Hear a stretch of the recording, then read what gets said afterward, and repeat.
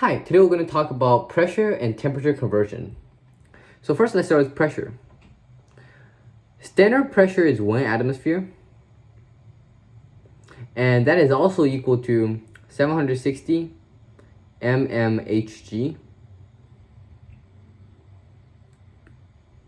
which is also equal to 29.9 inch of Hg, and also 760 torr, 101.325 kPa, 101.325 PA, 14.7 psi.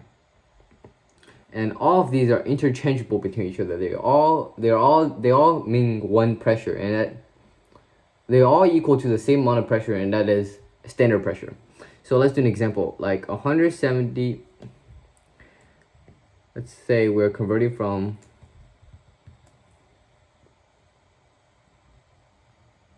Let's say we're converting from 175.0 kPa, and we're converting into torr, and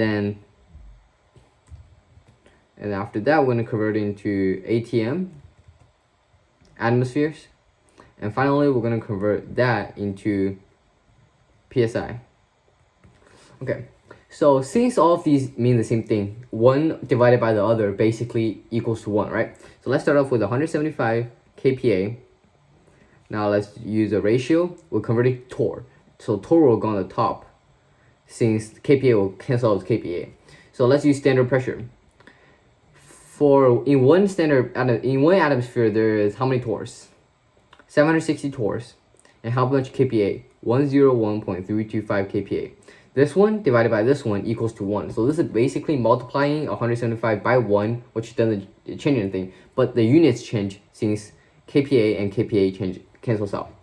So now if we grab our calculator, we do 175 times 760 divided by 101.325 should give us 104 torrs. And now if we were to convert that into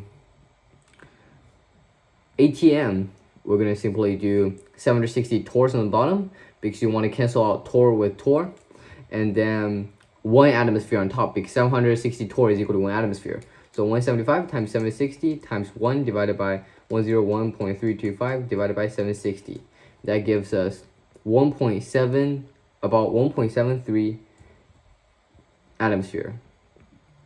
Finally, let's convert it to PSI.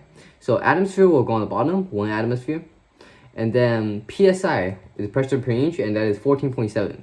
So in every 1 atmosphere, there's 14.7 PSI. And so we do that whole thing again, 175 times 760 times 1 times 14.7 divided by 101.325 divided by 760 divided by 1. And that gives us about 25.4 PSI. And as you can see, all of these are interchangeable. We can go from one to the next to another. It's all the pressure conversion. Now let's move to temperature. Now in temperature, we're going to use Celsius and Kelvin. Okay, and Kelvin is basically a measure of kinetic energy. And to find Kelvin, we're going to use degrees C plus 273 is equal to degrees K. And degrees K minus 273 is equal to degrees C. Now let's do 2 examples. All right, let's say we have 325 degrees Kelvin. How much is that? So we're going to use this formula, Kelvin minus 273. 325 minus 273, 52.